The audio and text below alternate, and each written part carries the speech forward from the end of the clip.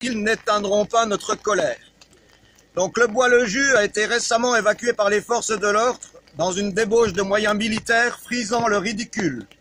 Or, notre association avait décidé lors de son AG du 2 décembre 2017 de déplacer son siège social dans une cabane de ce bois par souci de solidarité avec l'ensemble des opposants quels qu'ils soient. Or, il s'avère que notre siège social a été rasé lors de l'expulsion de février 2018. D'abord, sous le choc et l'abattement, suite à la brutalité de l'intervention, nous avons décidé de réagir. En effet, les pouvoirs publics, par cette action, ont suscité une émotion et plusieurs dizaines de comités de soutien aux opposants de Bure se sont créés dans toute la France et même à l'étranger. C'est une situation inédite dans l'histoire de la mobilisation et qui, de fait, nous renforce. C'est pourquoi nous réintégrons aujourd'hui le Bois-le-Jus afin d'y poser la plaque matérialisant l'emplacement de notre siège social. Nous avions l'intention de le réintégrer. Nous sommes à nouveau empêchés par les forces de l'ordre qui nous obligent à demeurer en lisière afin de respecter, disent-ils, l'illégalité. On sait parfaitement qu'illégalité et moralité ont rarement rimé ici à Bure depuis 20 ans. Donc, la propriété de l'Andrin en plus sur cette forêt est toujours juridiquement contestée. C'est toujours devant la justice, on ne sait toujours pas si l'Andrin est propriétaire. Malgré tout, on est empêché. Par ailleurs, il faut savoir que le secteur de Bure est aujourd'hui quasi militarisé. Drones et hélicoptères survolent régulièrement les alentours. Les barrages avec fouilles de véhicules sont monnaie courante. Il y a des procès à répétition avec des condamnations incroyables pour prêt de véhicules ou même détention de pelle à tarte. Plusieurs personnes sont à ce jour en détention provisoire. Tout ceci serait burlesque si ce n'était pas aussi grave. Cette criminalisation est sans précédent.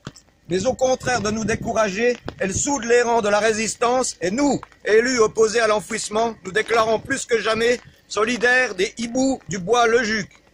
Face à notre mobilisation, le gouvernement espère calmer le jeu en relançant un énième débat public. Et pour qu'un débat mérite ce nom, il faudrait que les travaux soient stoppés et que le projet puisse être remis en cause lors de ce débat. Or, il n'en est manifestement rien si l'on s'en tient aux déclarations de M. Lecornu. En l'état, nous dénonçons donc cette nouvelle mascarade et cela ne diminuera en rien notre mobilisation. Nous exigeons que l'abandon du projet puisse être discuté réellement. Même si l'urgence est la sortie du nucléaire, le problème des déchets demeure. Ces déchets, il faudra bien s'en occuper. Donc il ne faut pas les enfouir. Nous préconisons une solution de stockage en faible profondeur, à proximité des sites de production, dans des conditions de sécurité optimum. Enfouir les déchets, c'est pour dire on les a mis quelque part et on poursuit le nucléaire, alors qu'il faut que cela reste un sujet de recherche permanent pour trouver une solution sûre et durable. En outre, le projet CIGEO implique de transporter et de stocker de manière massive et concentrée tous les déchets produits en France, ce qui représente un danger totalement inconnu et non maîtrisable. L'enfouissement sans recherche réelle et sérieuse est un abandon face à la question des déchets nucléaires. C'est indigne pour les générations futures. Une fois les déchets enfouis pour un coût faramineux, il n'y aura pas de réversibilité. C'est pourquoi nous lançons un appel à soutien national.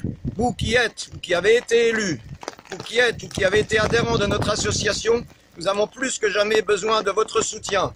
Pour toutes les raisons évoquées ci-dessus, nous devons nous mobiliser encore, renouveler votre cotisation, inviter vos amis élus et anciens élus à nous rejoindre et nous appelons d'ores et déjà à la grande manifestation nationale du 16 juin 2018 à Bar-le-Duc. Voilà. Bravo. Bravo.